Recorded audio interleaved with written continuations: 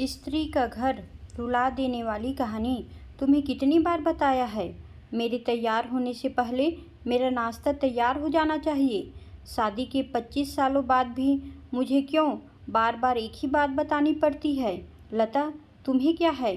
तुम तो आराम से घर पर रहोगी, मुझे काम पर जाना पड़ता है। तुम हो कि हमेशा बेवकूफ़ों जैसी हरकत करती रहती हो। अगर तुम यह जानबूझकर करती हो तो याद रखना, मुझसे बुरा कोई नहीं होगा। आज भी प्रशांत का पारा चढ़ा हुआ था। इन कटु शब्दों में अपना गुस्सा उतारते हुए, गीला तौलिया कुर्सी पर फेंकते हुए प्रशांत गुस्से से लता की तरफ देखने लगा। लता के लिए प्रशांत का यह बेवजह का गुस्सा कोई नई बात नहीं थी। वह महीने में 3-4 बार ऐसे ही लता पर बरस पड़ता था।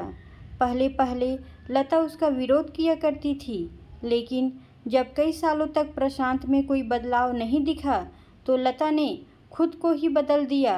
अब प्रशांत के कुछ कहने से भी लता को कोई फर्क नहीं पड़ता था। प्रशांत की हर बात को वो चुपचाप सिर नीचे झुकाए सुन लेती थी। शादी के पहले 5 साल तक लता ने पूरी कोशिश की थी कि प्रशांत को बदला जाए, लेकिन फालतू का गुस्सा करना और बाद में लता को भला बुरा कहना, यह मानो जैसी उसकी आदत बन गई थी। कोई भी वाद विवाद होता तो प्रशांत सीधा लता को बोल देता, अगर मैं तुम्हें अच्छा नहीं लगता तो क्यों नहीं चली जाती अपने मायके, क्यों रहती हो मेरे साथ।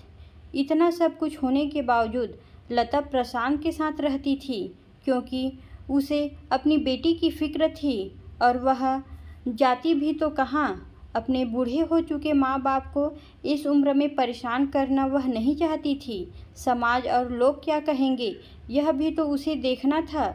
वह इतनी पढ़ी लिखी भी नहीं थी कि खुद जाकर कोई नौकरी कर सके और अपना और अपनी बेटी का पालन पोषण कर सके। लता को अब अपनी फिक्र नहीं थी, उसको फिक्र थी तो बस अपनी शादी लायक हो रही बेटी की। लता नहीं चाहती थी कि पति पत्नी के झगड़े की वजह से काव्या डिस्टर्ब हो। काव्या की पढ़ाई पूरी हो चुकी थी, उसके लिए अब शादी के रिश्ते आने लगे थे। कई रिश्तों को काव्या ठुकरा चुकी थी। 2-3 महीने बाद एक अच्छा रिश्ता आया। रिश्तेदारों और पहचान के लोगों ने भी लड़के के बहुत गुणगान किए।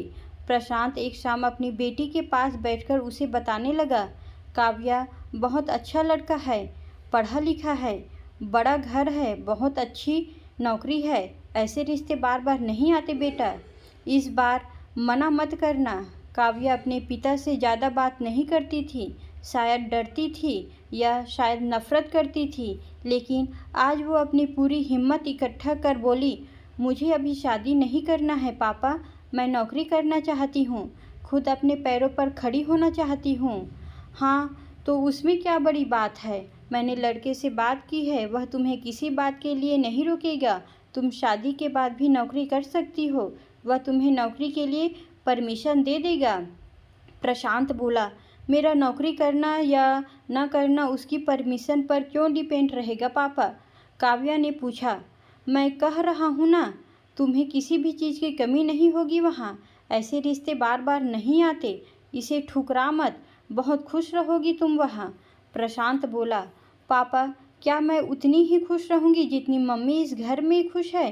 काव्या ने तंज कसते हुए कहा, आज तुम्हारी जबान कुछ ज़्यादा नहीं चल रही है। प्रशांत गुस्से से आंखें बड़ी करते हुए बोला, पापा मुझे शादी ही नहीं करनी है, क्योंकि शादी के बाद अगर वह लड़का आपके जैसा निकला तो मैं क्या करूँगी। मुझे आपके जैसा जीवन साथी नहीं चाहिए जो बिना बात के मुझ पर हमेशा चिल्लाए। मुझे कुछ भी अपनी पसंद का लेना हो तो 10 बार सोचना पड़े, कहीं वह नाराज़ ना हो जाए। मेरी तबीयत कैसी भी हो उसे परवाह ना हो, रोटी थोड़ी सी मोटी बन जाए तो घर सर पर उठा ले, उसकी चेक बुक ना मिले तो मेरा ही दोष निकाले और हर छोटी मोटी बात पर मुझे मायके जाने के लिए कहे। काव्या ने अपना दिल खाली करते हुए पापा से सब कह दिया। प्रशांत का गुस्सा 7वें आसमान पर था, लेकिन उसके मुंह से एक भी शब्द नहीं फूट रहा था। वो काव्या की बातें सुन रहा था। काव्या उतना ही बोलकर चुप नहीं हुई। आज पहली बार वह अपने पापा के सामने इतना कुछ बोल रही थी। पापा, आपने माँ के साथ हमेशा गलत व्यवहार किया है। आप अपने ऑफिस का गुस्सा बिना सोचे समझे माँ पर उतार देते हैं। कभी इस बात की परवाह भी नहीं करते कि उन्हें कैसा लगता होगा। आपकी बातें सुन सुनकर माँ ने अपना स्वाभिमान खो दिया। प्रशांत आज पहली बार अपने किए बर्ताव को महसूस कर रहा था। वो इतना ही बोल पाया, जो तुम्हारा मन है वो करो, मैं इतना बुरा हूँ ना। काव्या ने प्रशांत का हाथ पकड़ा और बोला, पापा, मुझे सिर्फ एक सवाल का जवाब दे दो।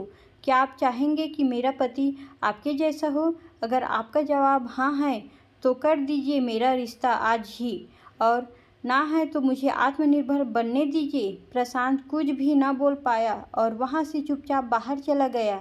आज से उसे लता के सामने जाने से शर्म आ रही थी। चलते चलते उसकी आंखों से आंसू बह रहे थे। प्रशांत ने आज से अपने आप को बदलने का निश्चय किया। अगले दिन से लता ने अपने पति में काफ़ी बदलाव देखा। वह सोचने लगी कि जो हिम्मत काव्या ने दिखाई है, वह हिम्मत अगर मैं पहले ही दिखा देती तो शायद आज परिस्थिति कुछ और होती। अब काव्या पढ़ लिख कर अच्छी नौकरी करने लगी थी और 3 साल बाद उसके लिए एक अच्छा रिश्ता आया। और उसकी विदाई पर प्रशांत बोला, बेटा, तू हमेशा खुश रहेगी क्योंकि तेरा पति तेरे बाप जैसा नहीं है। प्रशांत की यह बात सुनकर लता और काव्या की आंखों में आंसू बहने लगे। दोस्तों, हमारे समाज में औरतों को भले ही देवी का दर्जा दिया जाता है, लेकिन वह स्वतंत्रता नहीं दी जाती जो उन्हें देनी चाहिए। उन्हें बचपन से ही बताया जाता है कि वह पराया धन है। स्कूल से आने में देर हो जाए तो पिटाई मिलती है। मोबाइल पर बातें करते हुए दिख जाए या खिड़की से झांकते हुए दिख जाए तो शक किया जाता है। माँ बाप का घर तुम्हारा नहीं है, पति का घर ही तुम्हारा घर है। जीवन भर यह बातें बता बता कर उन्हें ससुराल भेज दिया जाता है और एक दिन किसी छोटे मोटे झगड़े में ससुराल वालों से उन्हें सुनना पड़ता है कि इस घर को छोड़ दो और मायके चली जाओ।